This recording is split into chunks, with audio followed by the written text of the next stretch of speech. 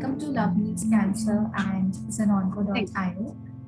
This is a cancer healing journey talk जहाँ पे हम स्पीकर्स को इनवाइट करते हैं जो भी कैंसर के थ्रू गुजरे हैं, may be as a patient, as a survivor और as a caregiver, and they share their journey with us, जिससे कि बाकी पेशेंट्स या कैंसर जर्नी से जो गुजर रहे हैं उन्हें इंस्पिरेशन मिलती है and they get to learn something from this. So once again, thank you so much for giving out your time for this, and it's an honor to have you here. So can you please start with your journey? Okay, thank you. I'm Dr. सीमा तिवारी. मैं यहाँ Indore government MLB PG college में professor हूँ और political science और public administration विषय में पढ़ाती हूँ. जब मैं 47 इयर्स ओल्ड थी तब मेरी फ्रेंड को एक ब्रेस्ट कैंसर की प्रॉब्लम थी, तो मुझे लगा कि मुझे भी चेकअप कराना चाहिए. अचानक मुझे लगा कि मुझे एक चेकअप कराना चाहिए और मैं चली गई चेकअप कराने. अपने गायनेकोलॉजिस्ट के पास में गई और उसके बाद में उन्होंने कहा कि अगर आपको ऐसे शक लगता है, मुझे कोई सिम्टम नहीं था, मुझे सिम्टम था ही नहीं, फिर भी मुझे जनरल चेकअप के लिए जाना था और मैं गई तो मैं पॉजिटिव निकली. उन्होंने कहा आप करवा लीजिए मेमोग्राम, तो मैंने करवाया और मैं पॉजिटिव थी. It was my second stage actually. तो उसके बाद मेरा ट्रीटमेंट स्टार्ट हुआ. तब मैं 47 इयर्स की थी. सारे लोगों को मैं कहना चाहती हूँ, महिलाओं को, कि इस एज में हमें एक बार 2 या 3 साल में एक बार अपना चेकअप करवा ही लेना चाहिए, क्योंकि उसके बाद में मुझे कार्सिनोमा ग्रेड 2 डिटेक्ट हुआ था. इसके बाद में नेक्स्ट डे पर ही मैं डॉक्टर धारकर के पास में गई और उन्होंने मेरा बायोप्सी करी नेक्स्ट डे पर. ये ट्रीटमेंट्स मेरे बहुत जल्दी हुए. ईश्वर की दया से मैंने जरा भी देर नहीं करी और ना ही मैं डरी. हालांकि सबको ऐसा लगता है कि बहुत डरने की चीज है. आई नो ये डरने की चीज है, लेकिन ऐसे समय पर हमारा विल पावर अगर बहुत स्ट्रॉन्ग रहता है तो हम बेहद अच्छे तरीके से काम कर सकते हैं. तो मेरी बायोप्सी की गई और फिर मुंबई गई, रिपोर्ट्स आई वहां पर. और 13th ऑफ मैंने 30 जुलाई को टेस्ट कराया, मेमोग्राफी करवाई. 31 को मेरी रिपोर्ट पॉजिटिव आई और 1 अगस्त को मैंने अपना बायोप्सी करवा लिया. उसके बाद में 13 अगस्त को मेरा ऑपरेशन हो गया, ब्रेस्ट रिमूव कर दिया गया. मेरा डॉक्टर धारकर ने मेरा ट्रीटमेंट किया और उसके 1 महीने के बाद में सितंबर से मेरी कीमो चले, तो 6 कीमो मुझे दिए गए और बहुत ट्रीटमेंट में बहुत जल्दी से जल्दी डिटेक्ट होने की वजह से मेरा ग्रेड 2 बिल्कुल टच ही हुआ था और इसी वजह से मुझे दूसरे कोई ट्रीटमेंट्स की आवश्यकता नहीं पड़ी. केवल मुझे कीमो देनी पड़ी, रेडिएशन वगैरह की जरूरत मुझे नहीं पड़ी. इसीलिए मैं सभी महिलाओं को ये कहना चाहती हूँ कि प्लीज इस एज में आफ्टर 45 हम सभी लोगों को 2 या 3 साल में एक बार मेमोग्राफी या जो भी ट्रीटमेंट्स, जो भी जांच होना चाहिए वो हम लोगों को करा लेनी चाहिए. आसानी से ये चीजें हो जाती हैं. तो ये मैंने अपने कॉलेज में भी फिर सारे लोगों को बताया कि ये सारे ट्रीटमेंट्स आपको करवाने चाहिए, सारी जांच आपको टाइमली करवा लेनी चाहिए. मेरे प्रोफेसर्स को लगता था कि तुम इतनी पॉजिटिव कैसे हो सकती है इतने ऐसे समय पर, जब मेरी दोनों बेटियां इतनी बड़ी भी नहीं थी. उस समय पर तुम इतनी पॉजिटिव कैसे हो, इतने हंस कैसे लेती. तो मैंने कहा कि उसके अलावा कोई चारा नहीं होता है कि हम डर डर के ट्रीटमेंट करा रहे हैं. अपना होना तो वही है. तो इस तरीके से बहुत पॉजिटिव में रही ईश्वर की दया से. और डॉक्टर्स ने भी मेरा बहुत सहयोग किया, बहुत ज्यादा सहयोग किया. मेरी 2 बेटियां हैं. उस समय पर मेरी एक जो छोटी बेटी है वो 10th स्टैंडर्ड में थी, तो वो बहुत शॉक्ड थी. उसके बोर्ड के पेपर्स थे, वो समझ नहीं पा रही थी कि उसको ट्रीटमेंट में मम्मा का सहयोग करना चाहिए, कि उसको पढ़ना चाहिए. वो मेरिट स्कॉलर है, बहुत अच्छा पढ़ती है. उसने बहुत अच्छे से मुझे हैंडल किया, बहुत सपोर्ट किया मुझे, मेरा बहुत ध्यान रखा और उसके बाद भी उसको 94.7% मार्क्स आए. स्कूल में वो फर्स्ट आई. तो उस तरह उसने बहुत मेहनत की. दूसरी बेटी मेरी ने बीटेक किया था मणिपाल से, तभी उसने कंप्लीट किया था और दिल्ली गई हुई थी उस समय. तभी उसका जॉब लगा था, जॉब ऑफर उसका हुआ, लेकिन उसने जॉब छोड़ दिया और मेरे लिए मेरे पास में आ गई. 6 महीने वो मेरे साथ में रही और मुझे ट्रीटमेंट में सहयोग किया। बहुत ज़्यादा इंस्पायर किया इन दोनों ने कि मम्मा इसमें किसी की डेथ नहीं होती है, आप बिल्कुल डरो मत, किसी को कोई परेशानी नहीं होती, बस आपको बराबर से कीमो लगवाना है। कभी कभी कीमो के समय मुझे कोई परेशानी हो जाती थी, थोड़े बहुत हेल्थ इश्यूज पाए जाते हैं, तब इन दोनों ने बहुत सहयोग किया। पूरे समय मेरे हस्बैंड मेरे साथ रहे, खूब सारी छुट्टियां लेकर वो मेरे साथ में रहे और मेरा बहुत सहयोग किया। फुल टाइम हॉस्पिटल्स में मेरे साथ में रहे और बहुत इंस्पायर भी किया है कि ऐसी कोई प्रॉब्लम नहीं है, तुम सेकंड स्टेज में हो और ऐसी कोई इशू नहीं है कि तुमको कोई समस्या अचानक से आ जाएगी। तो इन लोगों ने बहुत मेरा सहयोग किया, मेरे रिलेटिव्स ने। बहुत ज़रूरी बात मैं आपको बताऊंगी कि जो मेरे कॉलेज की कॉलीग्स थे, मेरे प्रिंसिपल थी, मेरे एडमिनिस्ट्रेटिव ऑफिसर्स थे और एंड मेरे फ्रेंड्स जो वहाँ पर थे, उन्होंने मुझे बहुत बहुत ज़्यादा सहयोग किया। किसी भी तरह से, हर तरह से मुझे घर आकर मुझे बताया गया कि तुम्हें क्या करना चाहिए। हॉस्पिटल में मेरे पास आते थे, 2 दिन 1 दिन कभी मैं एडमिट भी हो जाती थी कीमो के टाइम, तब भी मुझे बहुत बहुत ज़्यादा सहयोग किया। तो मैं इन सभी को भी थैंक्स करना चाहती हूँ और मैं ये बोलना चाहती हूँ कि हमारा ग्रुप अगर बहुत अच्छा होता है, हमारी फैमिली मेंबर्स अगर बहुत अच्छे होते हैं एंड इवन होते हैं सभी के, तो उनके सहयोग से, और हमें भी पॉजिटिविटी तो रखना ही होती है। यदि हम बहुत नेगेटिव रहेंगे, बहुत नर्वस हो जाएंगे, तो फिर हमारे फैमिली मेंबर्स कैसे हमको सहयोग करते हैं। तो इन चीज़ों का हम लोगों को ध्यान रखना चाहिए। तो उसके बाद मेरे 6 कीमो हुए और 2015 1 जनवरी ऑफ 2015 से मैं स्वस्थ हूँ। मेरे ऑन्कोलॉजिस्ट डॉक्टर तारन हैं और उनके सहयोग से मैं पूरी तरह से स्वस्थ हूँ और बहुत अच्छी तरह से रन कर रही हूँ। ये जी मेरी स्टोरी है। जी। जी बताइएगा। तो आपने काफी अच्छे तरीके से हमें बताया कि आपकी स्टोरी में क्या क्या हुआ, कैसे हुआ। सो आपको आपकी फ्रेंड के थ्रू मेनली पता चला कि आपको अपना ट्रीटमेंट, आपको अपना चेकअप कराना चाहिए, है ना? So yes yes. तो जब आपने चेकअप कराया तो आपके डॉक्टर ने क्या बोला कि मतलब किस तरह का प्रॉब्लम हो सकता है या फिर क्या एक्चुअली मैं ट्रीटमेंट लेना गायनो चाहिए? यस मैं गायनोकोलॉजिस्ट के पास में गई। मेरे फ्रेंड ने मुझे डांट लगाई कि तुम इतनी लापरवाह हो, तुम कभी भी गायनोकोलॉजिस्ट के पास 2-3 साल हो गए, तुम क्यों नहीं गई हो? मैंने कहा कोई इशू ही नहीं है, कोई प्रॉब्लम नहीं है इस एज में मुझे, साइकिल भी बराबर से सब ठीक था। तो मैंने कहा जब कोई प्रॉब्लम ही नहीं है तो मुझे क्यों जाना चाहिए?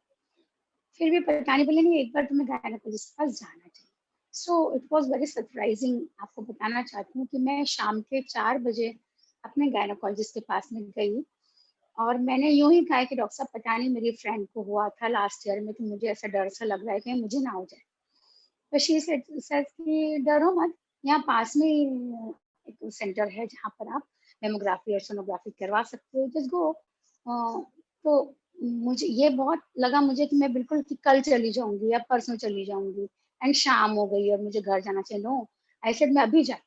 और जिस सेंटर पे मैं गई तो वो डॉक्टर साहब बोले कि मैम आप कल आइएगा, क्योंकि मेरी लेडी डॉक्टर जा चुकी हैं मेमोग्राफी के लिए, लेडी डॉक्टर। मैंने कहा नहीं नहीं डॉक्टर साहब ऐसी कोई बात नहीं, आप कीजिए, मैं कल पता नहीं आती हूँ नहीं आती हूँ। बिकॉज लेडीज क्या करती हैं, चले गए घर में भूल गए, चलो कुछ तो नहीं है, अब कल करा देंगे, परसों करा देंगे, हो गया नेक्स्ट मंथ में करा देंगे। मैंने कहा नहीं नहीं आप तो कर दीजिए, I have no hesitation, please आप कर दीजिए।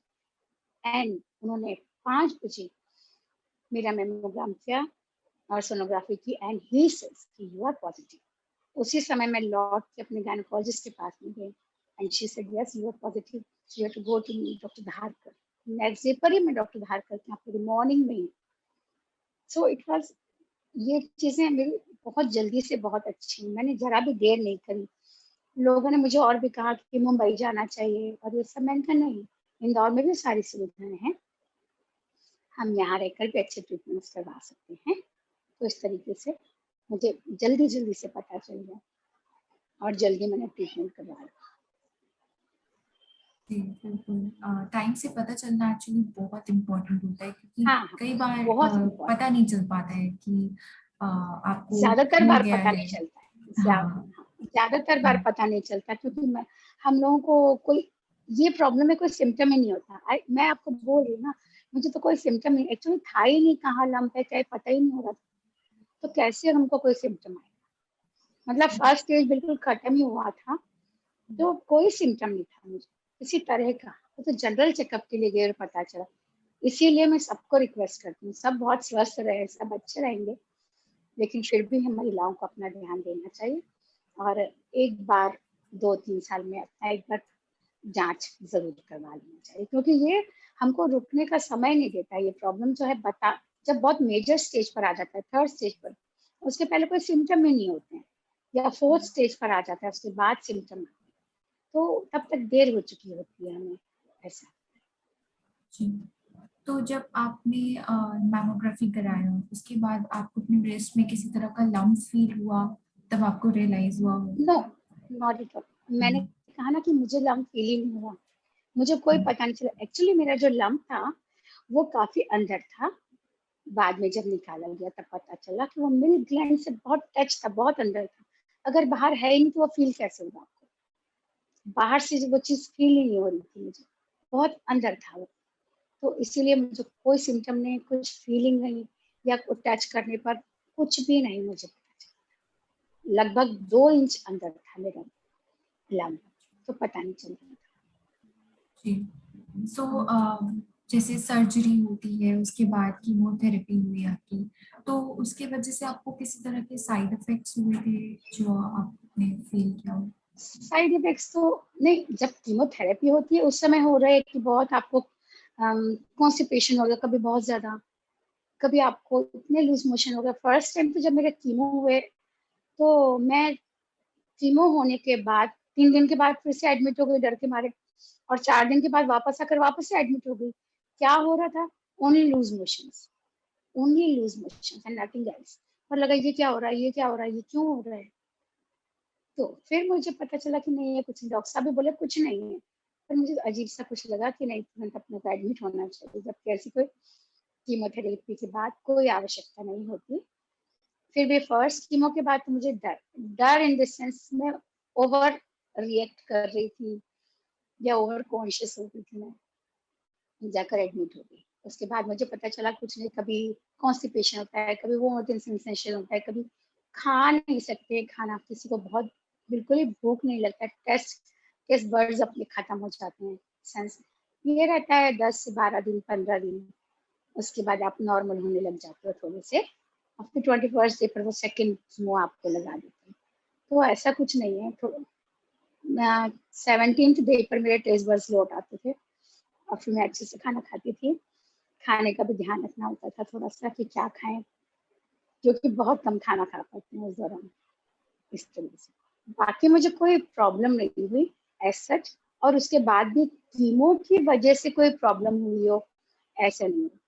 जिस हाथ के मेरे लिम्फ नोड्स हटाए हुए, उस हाथ में प्रॉब्लम, लिम्फोडिमा वगैरह कुछ नहीं मुझे, लेकिन अगर ज्यादा वेट कभी गलती से उठा लेते हैं, भूल जाते हैं, तो उस समय मेरे हाथ में थोड़ा सा दर्द हो जाता है, या कुछ अजीब सेंसेशन सा हो जाता है, या स्वेल्ड हो जाता है कभी। ये प्रॉब्लम मुझे आती है। जिस ब्रेस्ट को उन्होंने रिमूव किया, उस हैंड के उन्होंने बर्ड्स निकाल दी, ये I am sorry, that lymph nodes निकाल दी। तो नोड्स की वजह से 21 नोड्स मुझे निकाल दिए गए, उसकी वजह से मुझे प्रॉब्लम कभी कभी थोड़ा होता है, और कोई प्रॉब्लम नहीं। एक्सरसाइजेस की है मैंने, अब इंटरनल कोई प्रॉब्लम हो तो वो नहीं मुझे समझ आया, लेकिन मुझे एज सच काम करने में कोई दिक्कत हो या किसी ऑर्गन में कोई प्रॉब्लम हो, ऐसे कुछ मुझे नहीं। तो ये जान के अच्छा लगा कि आपको अब किसी तरह की प्रॉब्लम नहीं हो रही है, और जी आप अच्छे से अब सही से अपनी लाइफ को आगे से कर पा रही हैं। सो जो जी। साइड इफेक्ट्स थे वो तो थे ही, बट आपने अपने डाइट में किसी तरह के चेंजेस किए, या फिर किस तरह का खाना आपको डॉक्टर्स ने सजेस्ट किया खाने के लिए? डाइट में मैंने चेंज किया। एक्चुअली एक मेरी स्टूडेंट है, वो खुद ही डायटिटिक्स में थी, डाइटिशियन थी, तो उसने खुद ही बताया मैम आपको ये खाना चाहिए। अब आप बहुत सारा पनीर खाइए, प्रोटीन डाइट लीजिए, फ्रूट्स लीजिए, जूसेस लीजिए। नारियल पानी तो उस दिन के बाद से मेरे डाइट में आ ही गया है। उस समय मैं 2 नारियल पानी पीती थी, अब एक तो मैं लेती हूँ, पीती हूँ। तो इस तरीके से जूसेस लिए, फ्रूट्स लिए, नारियल पानी पिया मैंने, प्रोटीन डाइट लिया थोड़ा सा, और जनरल डाइट, जनरल खाना जो हम खाते जी। तो आपने किसी कॉम्प्लीमेंट्री थेरेपी जैसे कि आयुर्वेदिक होता है, हर्बल होता है, इस तरह की काफी चीजें लोग ट्राई करते हैं मेन ट्रीटमेंट के एक्चुअली अलावा कैंसर के टाइम पे। मुझे तो जब मुझे कैंसर हुआ तभी बहुत लोगों के सजेशन मेरे पास में आए गए, इन बाबा की दवाई लीजिए, उन बाबा की दवाई ले लीजिए, एंड आयुर्वेदिक कर लीजिए और होम्योपैथिक पर चले जाए। मैंने कहा यस मैं सब कुछ करूंगी, लेकिन पहले मेरे कीमो हो जाने दो, उसके बाद में मैं किसी तरह का ट्रायल एंड एरर नहीं कर सकती हूँ अपने साथ में। मेरे सारे कीमो हो जाए, इसके बाद में कोई सजेस्ट करेगा तो मैं सोचूंगी। पर मैंने कभी भी इस तरह की कोई दवा, कोई अन्य तरह की, चाहे वो आयुर्वेदिक हो, चाहे वो होम्योपैथिक हो, या और कोई तरह की, नहीं ले। सप्लीमेंट्स तो मुझे लेने ही होते हैं, क्योंकि मुझे ऑस्टियोपोरोसिस था, हाइपोथायराइडिज्म की वजह से, पहले से ही था मुझे, तो मुझे कैल्शियम तो लेना ही होता था। और बाद में मेरे विटामिन डी की डेफिशिएंसी बहुत ज़्यादा मुझे हो गई, तो फिर डॉक्टर साहब के कहने पर मैंने विटामिन डी एंड कैल्शियम तो रोज ही मुझे लेना होता है, चल रही है तो मेरी, इसके अलावा और कोई सप्लीमेंट की ज़रूरत मुझे नहीं पड़ी। तो मतलब आपको मेरा आपका सारा जो ट्रीटमेंट चला वो बेसिकली नॉर्मल जो बेसिक ट्रीटमेंट होता है कैंसर का उसी से सब कुछ हुआ। बिल्कुल बेसिक। हाँ, जी। कुछ ड्रग्स थे, कुछ जैसे हरसेप्टिन एक ड्रग था जो सारे पेशेंट्स को नहीं लगता है, कि मेरे केस में कुछ था या कुछ चेंज था, हाँ हार्मोनल हाँ। थेरेपी मुझे दी गई। तो एक और स्पेशल ड्रग होता है हरसेप्टिन होता है, वो भी मुझे साथ में लगाया गया। वो जी। डॉक्टर्स की जो टर्मिनोलॉजी है वो मैं बहुत नहीं जानती, लेकिन उन्होंने वो भी मुझे लगाया। इसके अलावा कोई बहुत स्पेशल कोई चीज़ नहीं थी। 6 कीमो हुए मेरे, रेडिएशन की ज़रूरत मुझे नहीं पड़ी। हालांकि डॉक्टर साहब ने मुझे कहा था कि यदि आप प्लास्टिक सर्जरी करा लेते हो, हम्म, जो कि मुझे रिमूव कर दिया गया ब्रेस्ट, अगर सर्जरी आप करा हम्म, लेते हो, अभी यंग हो, अभी आपकी इतनी एज नहीं है, आगे प्रॉब्लम्स होते हैं हैंडल करने में, तो अगर आप करवा लेते हो सर्जरी और एट द मोमेंट तभी होगी जब आपका ऑपरेशन हुआ है, रिमूव कर रहे हैं उसी समय होगी, बाद में नहीं हो सकती। लेकिन या तो मैं बहुत डरी हुई थी या जो भी था, मैंने कहा नहीं नहीं, मुझे ये था कि रेडिएशन होगा तो पता नहीं क्या होगा, पता नहीं होता है कुछ की क्या चीज़ें हैं ये टर्म्स। मैंने कहा नहीं नहीं, आप तो सब रिमूव कर दीजिए, कोई प्लास्टिक सर्जरी मुझे नहीं करानी है, आप सब रिमूव करिए, और मुझे रेडिएशन नहीं चाहिए, मुझे रेडिएशन नहीं लगी। जी। पर बाद में पता चला रेडिएशन का ऐसे कुछ नहीं है, ट्रीटमेंट सब सबको होते हैं। हम्म, तो जनरली कैंसर एक शॉकिंग न्यूज होती है, जैसे आपने भी ऐसे ही बेसिक एक चेकअप कराया बट आपको पता चला। सो आपने और आपकी फैमिली ने इस न्यूज को किस तरीके से लिया और खुद को मेंटली कैसे हैंडल किया इस सिचुएशन में। हाँ, एक्चुअली हो सकता है इनके मन में खराब लगा हो, मेरे हस्बैंड के और मेरी दोनों बेटियों के। मेरी बेटी तो आई हुई थी मुझसे मिलने के लिए इंटर्नशिप के बाद, और बेंगलुरु में उसका जॉब हो गया था, वो जॉब में जाने के पहले मेरे पास मिलने आई हुई थी, और उसी समय पर मैंने टेस्ट करा, तो उसने जॉब ज्वाइन ही नहीं किया। तो उन्होंने कभी अब बोला नहीं कि मॉम हम डर गए थे, या कभी मेरे हस्बैंड ने भी नहीं बोला कि अरे बहुत क्या हो गया डर गए, या कभी उनके रिएक्शंस ऐसे मुझे नजर नहीं आए, मैं या उन्होंने शो नहीं करे या मुझे नहीं लगे, पर बहुत डर या बहुत दहशत का कोई माहौल हमारे घर में नहीं था। सब ठीक है, कुछ भी ऐसी बड़ी चीज नहीं है। द थिंग इज दिस कि मेरी बड़ी बेटी और दोनों नेट पे बहुत सर्च करती हैं। अभी तो जैसे काफी दिन हो गए हम सभी सर्च करते हैं, वो मैं 7 साल 6 साल पहले की बात बता रही हूँ, तब कम नेट सर्च करते थे हम लोग। तो तभी फटफट से नेट सर्च करके कि अरे मॉम ये तो कुछ नहीं है, अरे ऐसा है, ये तो इसके बाद ऐसे होगा वैसे होगा। तो इस तरीके से वो लोग बता देती थी मुझे कि ऐसे कोई प्रॉब्लम आने वाली नहीं है। तो हम लोग कभी भी डिप्रेशन में नहीं आए। एंड इवन ये बताना चाहूंगी कि डॉक्टर्स कहते थे और फ्रेंड्स कहते थे कि अब तुमको डिप्रेशन की दवाएं चलेंगी, क्योंकि कैंसर के बाद में डिप्रेशन आता है और दवा लेनी होती है। लेकिन थैंक गॉड मुझे डिप्रेशन की दवा कभी नहीं लेनी पड़ी, कभी कभी कोई नींद की दवा, कभी डिप्रेशन की दवा, ऐसे लेने की कोई आवश्यकता मुझे पड़ी नहीं। मेरी फैमिली में बहुत पॉजिटिव माहौल था, आराम से सब कुछ हो गया। कोई फर्क खास फर्क तो पड़ेगा, लेकिन किसी ने शो नहीं किया ऐसा कि बहुत खतरनाक कुछ हो गया है, बहुत बुरा कुछ हो गया है ऐसे। जी। ये बात सच है कि पेशेंट और फैमिली का पॉजिटिव रहना पूरे टाइम बहुत जरूरी होता बहुत है। हाँ, बहुत ज्यादा। वरना ट्रीटमेंट नहीं इतने अच्छे से हो पाता है अगर आप पॉजिटिव फील ना करें तो। हाँ, बॉडी जी भी मतलब उसको एक्सेप्ट नहीं करती प्रॉपर्ली। जी जी। सच कह रही सो जैसे आप वर्क करते हो, आप कॉलेज में पढ़ाते हो, तो आपके काम में किसी तरह का जैसे प्रॉब्लम हुआ हो, या उस दौरान तो आप आई थिंक टीच भी नहीं कर पा रहे होगे, तो हूँ। यस। आपका कैसा रहा उस वक्त? हाँ, उस दौरान जब मुझे 3 महीने के लिए कीमो चलते रहे, तो मैंने मेडिकल, शुरू में तो मुझे मेडिकल लेना पड़ा करीब 15 दिन का, जब मेरा ऑपरेशन हुआ था। उसके बाद में फिर मैंने ज्वाइन किया। हम लोग गवर्नमेंट सेक्टर में हैं, तो हमको टाइमली ज्वाइन करना पड़ता है, टाइमली इंस्ट्रक्शंस देने होते हैं, टाइमली अप्लाई करना होता है। तो वो मैंने किया, और साथ में मेरे प्रिंसिपल और मेरे एडमिनिस्ट्रेटिव एंड मेरे इवन मेरे जो डिपार्टमेंट है उनको थैंक्स करना चाह रही हूँ आपके माध्यम से, कि उन्होंने मुझे क्लासेस ही नहीं दी। मतलब 3 से 4 महीने जो मेरा कीमोथेरेपी चली, हालांकि 4 दिन की छुट्टी लेती थी मैं कीमो के दौरान, और फिर मैं जाती थी। 5 दिन की छुट्टी लेने के बाद फिर जाना होता था, इतनी हमारे पास मेडिकल लीव नहीं होते हैं, तो फिर जाना होता था।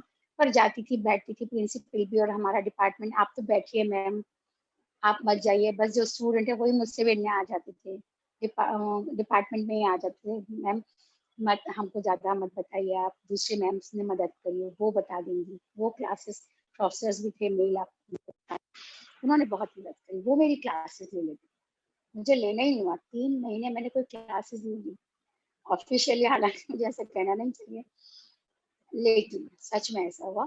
मेरी बहुत मदद करी मेरे डिपार्टमेंट ने भी एंड प्रिंसिपल ने भी। वो सभी जानते हैं कि एक बड़ी प्रॉब्लम है, और ऐसे में हमको सरवाइव करना है, तो हम कैसे जाएं, कैसे करें। कॉलेज जाना होता था मुझे रोज, लेकिन मुझे ऐसे कोई एक्स्ट्रा काम कभी दिया नहीं गया।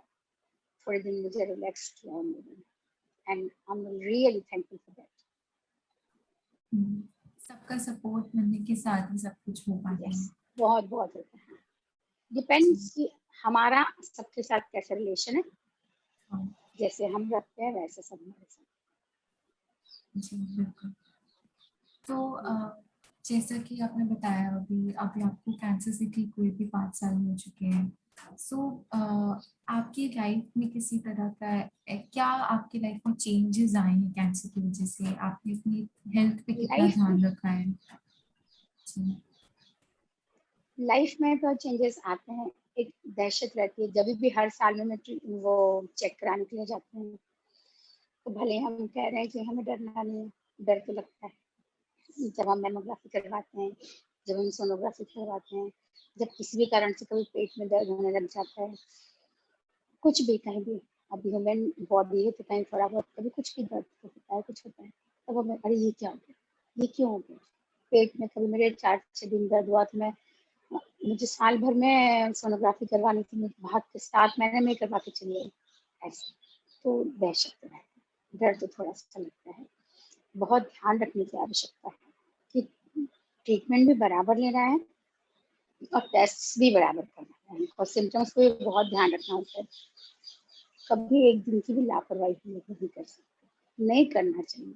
सब कुछ सेकेंडरी है, हेल्थ हमारे ऊपर है, ध्यान रखना चाहिए हम सभी को। जी।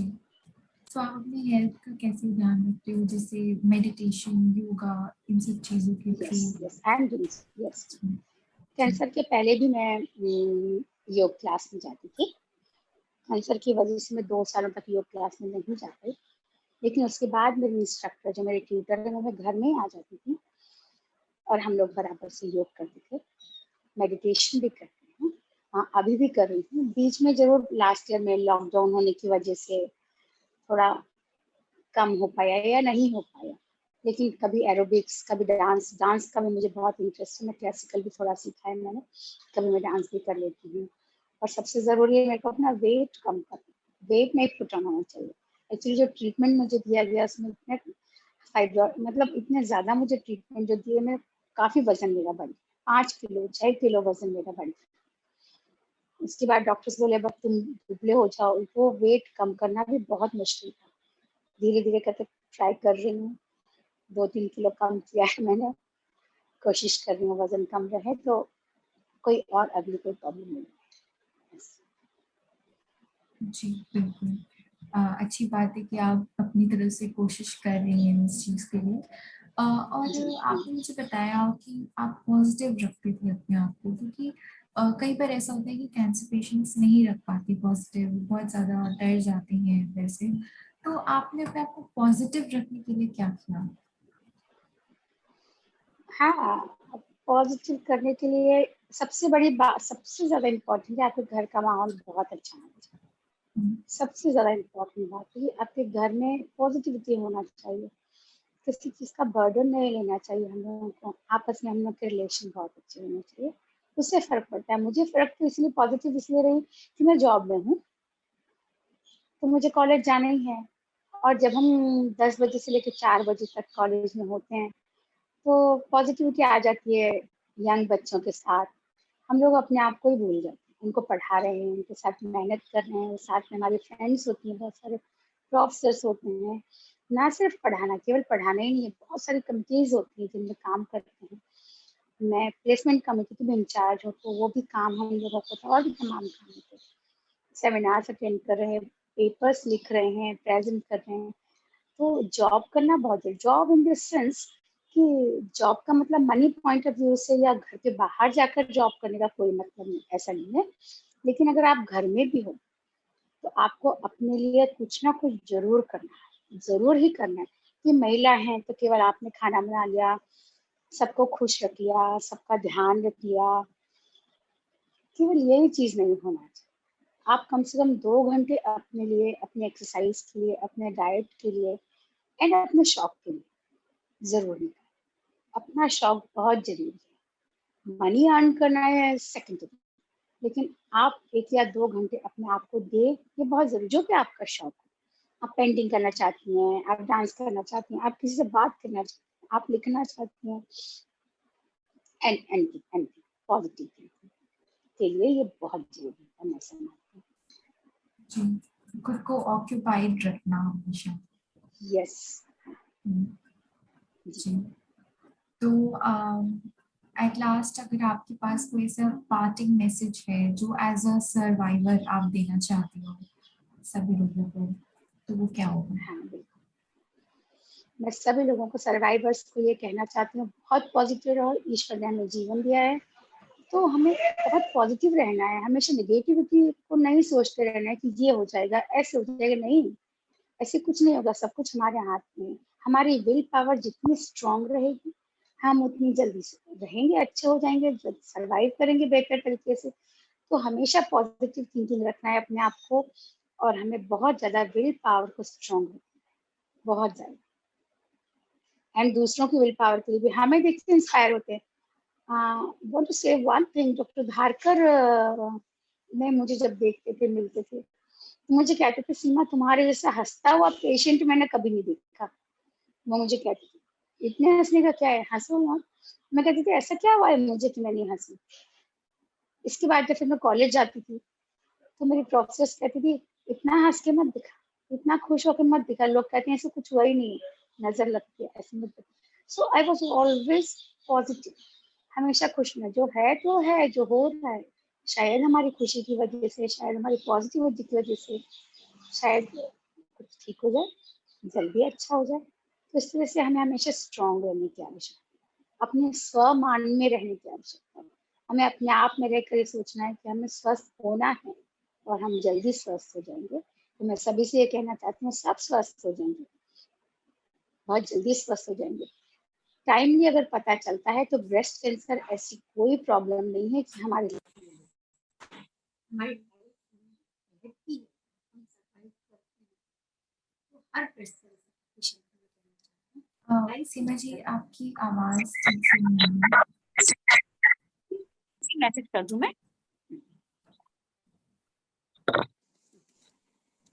मैं सभी कैंसर सर्वाइवर्स को ये मैसेज अपना देना चाहती हूँ कि बिल्कुल डरने की ऐसी कोई भी आवश्यकता नहीं है। बहुत अच्छे तरह के ट्रीटमेंट्स हैं हम लोगों के लिए। बस एक ही चीज़ जो बहुत आवश्यक है, वो ये है कि हमें बहुत टाइमली ट्रीटमेंट लेने की ज़रूरत है। बिल्कुल अपने प्रति लापरवाही नहीं रखना है हम लोगों को, और बहुत टाइमली ट्रीटमेंट है, बहुत जल्दी चेकअप कराने की ज़रूरत है। ब्रेस्ट कैंसर ऐसी कोई प्रॉब्लम नहीं है, अब तो इम्प्रूव है कि किसी तरह की समस्या ब्लड कैंसर में आती ही नहीं है, बहुत टाइम ही करना है। और सभी को मेडिकेशन के साथ में अपना स्वमान रखना है, अपना सेल्फ कॉन्फिडेंस बहुत ऊपर रखना है, साथ में बहुत पॉजिटिविटी रखना है। इसके अलावा हम सारे लोगों को हम अपने सारे फैमिली मेंबर्स को, हमारे फ्रेंड्स को हमारा बहुत सहयोग करने की आवश्यकता है। यह ऐसा समय होता है जब हमें सभी के सहयोग की आवश्यकता होती है। तो मैं सभी को ये कहना चाह रही हूँ, आप सभी को, कि बिल्कुल डरने की जरूरत नहीं है। बहुत अच्छे ट्रीटमेंट से देखिए आप मुझे, मैं अच्छे स्वस्थ हूँ, खुश हूँ, प्रसन्न हूँ। आप सभी भी ऐसा रहेंगे। जरूर अपना सभी लोग ध्यान रखिए, ऐसा मैसेज करना। थैंक यू सो मच सीमा जी, आपसे बात करके मुझे बहुत अच्छा लगा, स्पेशली आपकी पॉजिटिविटी देख के। और ये देख के बहुत अच्छा लग रहा है कि अब आप कैंसर से हील होके अब आप ठीक फील कर रही हैं। So thank you so much again for sharing your journey with us, and have a good day. Okay, thank you so very much.